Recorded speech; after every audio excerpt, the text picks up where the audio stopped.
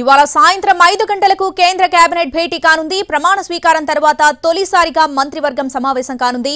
ఈలోపు నూతన మంత్రులకు శాఖలు కేటాయించే అవకాశం ఉంది. లేదంటే కేబినెట్ మీటింగ్ లో శాఖలపై స్పష్టత వచ్చే అవకాశం ఉంది. కేబినెట్ సమావేశంలో మంత్రులకు పలు అంశాలపై దిశానిర్దేశం చేయనున్నారు ప్రధాని మోదీ. 100 రోజుల యాక్షన్ పై చర్చించనున్నారు.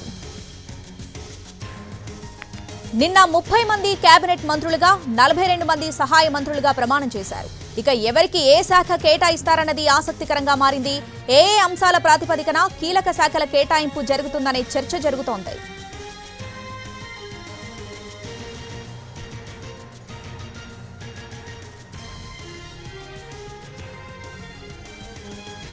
ఇక బీజేపీతో పాటు కూటమి పార్టీలకు మంత్రి పదవుల కేటాయింపులో తన మార్కు చూపించారు ప్రధాని నరేంద్ర మోదీ. యువత సీనియర్ల కాంబినేషన్ పాటించారు. కుల సమీకరణాలను పరిగణలోకి తీసుకున్నారు. ఇప్పుడు మోదీ టీంలో 7 మహిళలకు చోటు దక్కింది. 27 మంది బీసీలు, 10 మంది ఎస్టీలు, 5 ఎస్టీలు, 5 మైనార్టీలకు మంత్రి పదవులు దక్కాయి.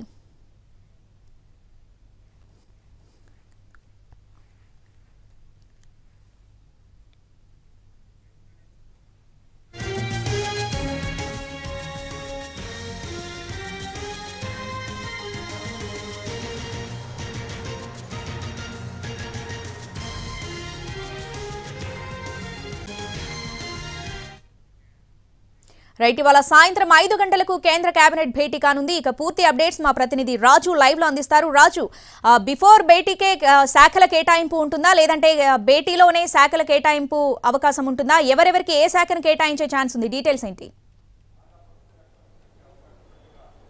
ఎస్ రావణి, నిన్న సాయంత్రం ఏదైతే భారతదేశంలో కొత్త ప్రభుత్వం ఏర్పాటైందని చెప్పుకోవచ్చు. ప్రధానమంత్రి నరేంద్ర మోడీ ప్రమాణ స్వీకారం చేయగా మిగతా 71 మంది మంత్రులు సైతం అదే రాష్ట్రపతి భవన్లో ప్రమాణ స్వీకారం చేశారు.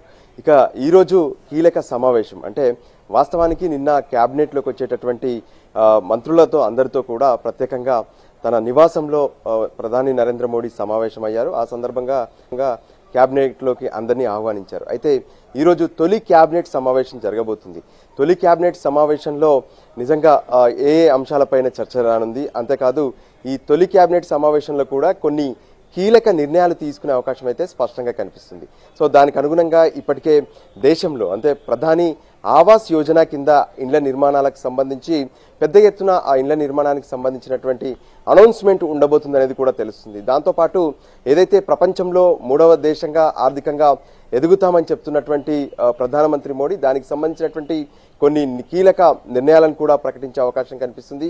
సో ఓవరాల్ గా కూడా ఏ విధంగానైతే అధికారంలోకి రావడానికి ప్రజలకు ఇచ్చినటువంటి హామీలు ఉన్నాయో వాటిలో కొన్ని కీలక అంశాలపైన ఈ రోజు నిర్ణయం తీసుకునే అవకాశం కనిపిస్తుంది.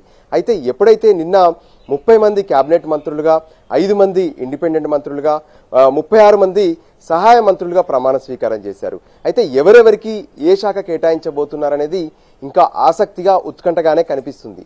అయితే ఈరోజు కేబినెట్ సమావేశానికంటే ముందే ఈ శాఖల కేటాయింపు ఉంటుందా, లేదంటే కేబినెట్ సమావేశంలోనే ఈ శాఖలకు సంబంధించినటువంటి స్పష్టత స్వయంగా ప్రధానమంత్రి నరేంద్ర మోడీ ఇవ్వబోతున్నారనేది కూడా కొంత కీలకంగా ఆసక్తికరమైనటువంటి చర్చ జరుగుతుంది. అయితే మరోపక్క ఏదైతే ఇప్పటి వరకు అంటే క్యాబినెట్ లో ఉన్నటువంటి అందరూ కూడా కొంతమంది పాత వాళ్ళు అయితే చాలా మంది కొత్త వాళ్ళు కూడా ఉన్నారు. కొందరు సీనియర్లు అయితే మరికొంతమంది జూనియర్లు కూడా ఉన్నారు. సో వీళ్ళందరికీ ఏ విధంగా కోఆర్డినేషన్ ఉండాలి, క్యాబినెట్ మంత్రులుగా వాళ్ళకు ఉండాల్సినటువంటి విధులేంటి, సో ఏదైతే శాఖలు కేటాయించిన తర్వాత వాళ్ళు ఏ విధంగా వర్క్ చేయాల్సి ఉంటుందనే దాని మీద ప్రధానంగా నరేంద్ర మోడీ ఈ విషయంలో స్పెషల్ ఫోకస్ పెట్టబోతున్నారనేది తెలుస్తుంది.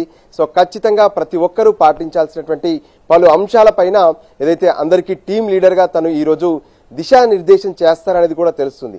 తను ఏదైతే కేబినెట్ మంత్రులుగా ప్రజల్లోకి వెళ్ళినప్పుడు కానీ, ఎయిర్పోర్ట్లకు వెళ్ళినప్పుడు కానీ, లేదంటే టీవీ షోలకు వెళ్ళినప్పుడు కానీ, లేదంటే ప్రజల కోసం తీసుకున్నటువంటి నిర్ణయాలు ఎలా ఉండాలి, ఇటువంటి ప్రతి అంశం పైన కూడా వాళ్ళకు ఒక అవగాహన అనేది కల్పించేందుకు ఈరోజు కేబినెట్ లో టైం తీసుకున్నట్టుగా తెలుస్తుంది. సో దానికి అనుగుణంగానే అటు కొత్త వాళ్లకు పాత వాళ్లకు ప్రతి ఒక్కరికి కూడా కీలక అంశాలపైన ఒక స్పష్టతనిచ్చే అవకాశం కనిపిస్తుంది. అయితే ఎవరైతే 30 మంది కేబినెట్ మంత్రులుగా ప్రమాణ స్వీకారం చేశారో ఇందులో ఏ శాఖలు కేటాయించబోతున్నారనే దాని మీద ఇప్పటికే ప్రధానంగా చర్చ జరుగుతున్నటువంటి పరిస్థితి ఉంది. గత సర్కార్లో ఉన్నటువంటి రాజ్నాథ్ సింగ్, అమిత్ షా, దాంతోపాటు జేపీ నడ్డా, అంటే జేపీ నడ్డా ప్రస్తుతం బీజేపీ జాతీయ అధ్యక్షులుగా ఉన్నారు. అయినప్పటికీ కూడా ఇక బీజేపీ జాతీయ అధ్యక్షుడిగా కొత్త వారిని ఎంపిక చేసేటటువంటి కసరత్తు జరుగుతున్నటువంటి నేపథ్యంలో జేపీ నడ్డా ఇప్పుడు కేబినెట్ లో కూడా వచ్చారు. దాంతోపాటు కిషన్ రెడ్డి కూడా గతంలో కేబినెట్ లో ఉన్నారు, ఈసారి కేబినెట్ లో కొనసాగుతున్నారు.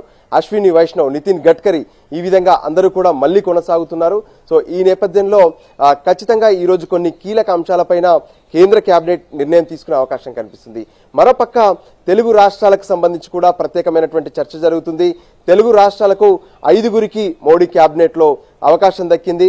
కిషన్ రెడ్డి, దాంతోపాటు రామ్మోహన్ నాయుడు, వీళ్ళిద్దరూ కేంద్ర కేబినెట్ మంత్రులుగా ప్రమాణ స్వీకారం చేస్తే ఇక బండి సంజయ్, మరోవైపు పెమ్మసాని చంద్రశేఖర్, ఇంకోవైపు భూపతిరాజు శ్రీనివాస్ వర్మ, ఈ ముగ్గురు కూడా సహాయ మంత్రులుగా ప్రమాణ స్వీకారం చేశారు. సో ఈ 5గురికి శాఖల కేటాయింపులు ఎలా ఉండబోతున్నాయనే దాని మీద కూడా ఇప్పుడు తెలుగు రాష్ట్రాల్లో ప్రత్యేకమైనటువంటి చర్చ జరుగుతుంది. ఎందుకంటే తెలుగు రాష్ట్రాల అభివృద్ధి, ప్రత్యేకంగా ఆంధ్రప్రదేశ్కు సంబంధించినటువంటి అభివృద్ధి, అమరావతి కావచ్చు, పోర్టులకు సంబంధించినటువంటి అంశాలు కావచ్చు, ఈ విధంగా పోలవరం ప్రాజెక్టుకు సంబంధించినటువంటి అంశం కావచ్చు, వీటన్నిటికి సంబంధించి ఖచ్చితంగా త్వరితగతిన పూర్తి కావాలంటే ఖచ్చితంగా ఆయా శాఖలకు సంబంధించినటువంటి మంత్రిత్వ శాఖలు రావాలని చెప్పి అటు ఎన్డీఏ పార్టీలో భాగస్వామిగా ఉన్నటువంటి టీడీపీ సైతం కోరుకుంటుంది. బీజేపీకి సైతం తెలుగు రాష్ట్రాల్లో ఉన్నటువంటి నాయకులు అదే విషయాన్ని కోరుకుంటారు. సో ఈ నేపథ్యంలో ఈ రోజు ఏదైతే పోర్టుఫోలియోలకు సంబంధించినటువంటి క్లారిటీ వచ్చే అవకాశం కనిపిస్తుంది. సాయంత్రం జరిగేటటువంటి కేబినెట్ మీటింగ్ లో కూడా పలు కీలక నిర్ణయాలను ప్రకటించే అవకాశం స్పష్టంగా కనిపిస్తుంది. Shravani. Right Raju, thanks for the updates.